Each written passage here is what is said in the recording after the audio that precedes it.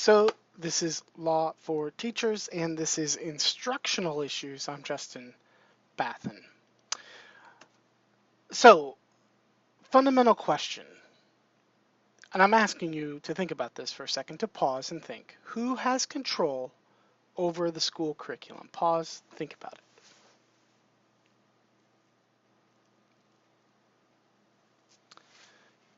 So what's your answer to that? You could answer the school, the parents, the school board, the teacher, the principal. The right answer, though, is the state. Going back to our legal framework module, when I said that the state legislature is the fundamental entity for education, well, this is when it matters.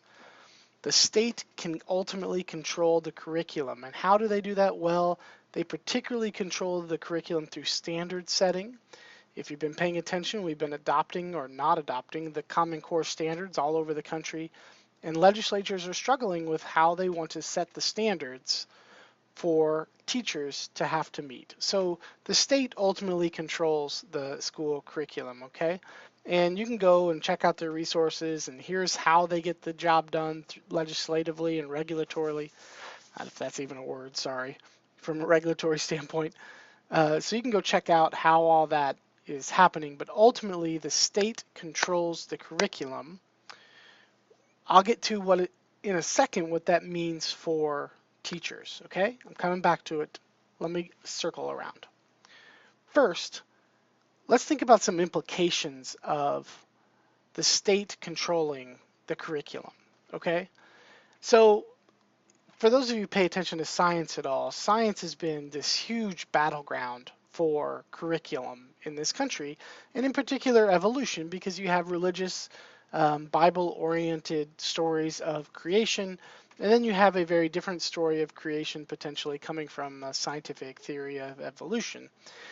This has been debated for generations, will continue to be debated for generations, just like we said in the church-state module. The latest is this fight around this concept of intelligent design, and I'll link up a couple of intelligent design stories, and we can talk about it in the discussion board. But it's a really interesting space for litigation, and ultimately what you see is schools controlling the curriculum. School boards have a lot of say in the curriculum here, as long as they're within the state law. So if a state says you have to teach science, everything that can be considered science can fit within that class, and school boards can dictate that. So whether or not evolution or intelligent design or creationism fit can be determined whether or not they're science. Ultimately, we determine that intelligent design is not science, but this is the kind of litigation that you see in this area. Another big area for litigation is around the types of reading material, and in particular banned books. So a school board can ban books at their discretion for the most part, as long as they follow established policies to remove those books. They usually have pretty much near total discretion to ban them. As you can see up on the screen here, the top 10 challenged books in 2011, The Hunger Games, Alice on the Outside, To Kill a Mockingbird, so some classics, some new stuff, lots of different books that are banned. The Harry Potters have now come off of this list, but this list will keep changing as we continue to ban books in this country. A little bit around testing, it is legal to test students at a compulsory level, and not only to do that, but to tie achievement to those outcomes. I don't want to get deeply into it. I did put a link up to sort of where in statute our Kentucky accountability system starts.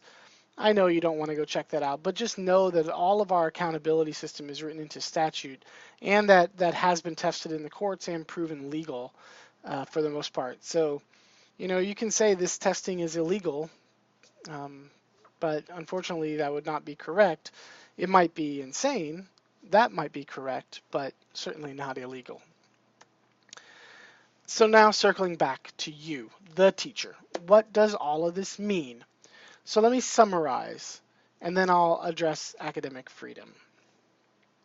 States set standards. They control the curriculum. They will set the big picture stuff.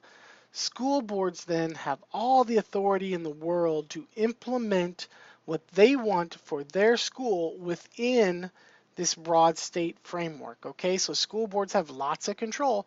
That's why they can ban books. They can tell you to teach this way or that way. They can fire teachers for not teaching the curriculum in the way that they wanted.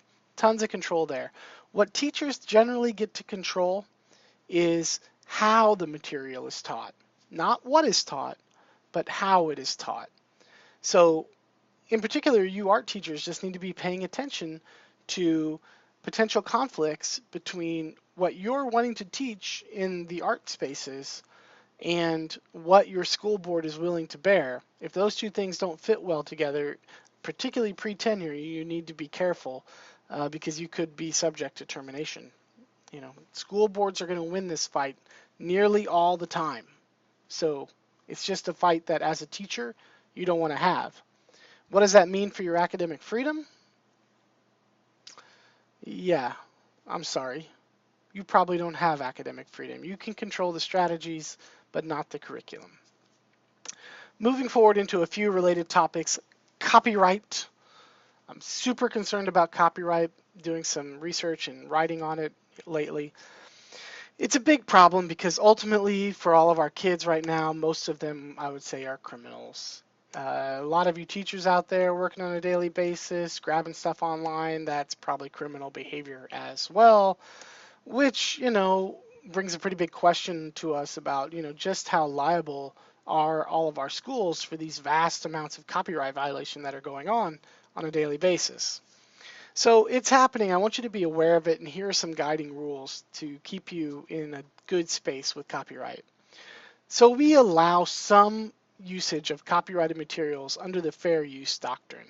So how it's being used, the nature of it, whether or not it was intended to make money, if this is going to have a large negative market effect, so Walt Disney is not going to live or die on one video being shown in class. But Harcourt or some other educational publisher might live and die if you make lots of copies of a workbook. So there's a difference there in the market and how badly that's going to hurt the generating company. So be paying attention to those kinds of questions as you are engaging in the usage of copyrighted material. And in particular, if you're making lots of copies of things, there's some educational guidelines out there about how brief that needs to be, how spontaneous it should be, and what type of effect that's going to have on the market. Obviously, it's a place where educators struggle because we want to make lots of copies of things and hands out to kids, but publishers want us to pay for each one of those copies. So there's some guidelines out there. Your school district will have a policy on both copyright and multiple copies, so just pay attention to it. But keep those broad thoughts in mind around the market impact and the nature of the work and whether it was intended to profit. All of that will serve you well when you're out there doing copyright. Last big topic for this module is around student records.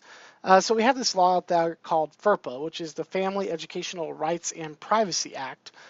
It does two opposite things. One, it demands that parents get access to their kids' records, and it absolutely prohibits anyone else from getting access to those records. So two things that butt heads frequently. The question, of course, is who is a parent, right? That's a huge question here. And anytime anyone asks you for an educational record, I want you to go and pass that request on to the principal. They're trained in how to find parental and guardianship determinations, and you just simply are not. You might give educational records to a person that does not have guardianship, a dad or a mother that has had guardianship removed. You're not going to be making those difficult determinations properly, so that's why I want you passing on these requests for educational records. Peer grading does not violate FERPA. This would be like sharing with another student. We determine it does not violate FERPA because it's not a final educational record. The teacher goes back through and checks to make sure it's all proper. that's when it becomes an educational record. At least that's what the court said. Had to find a way around this, right?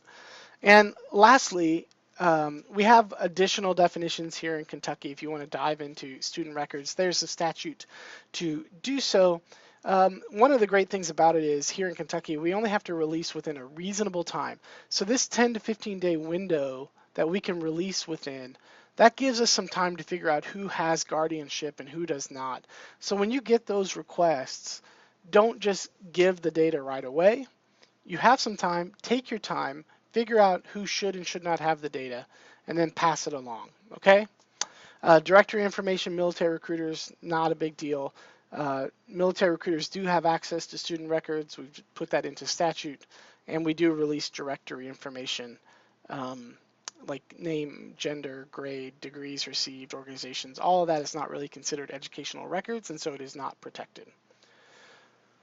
That's instructional issues in a nutshell, team. Thanks for listening.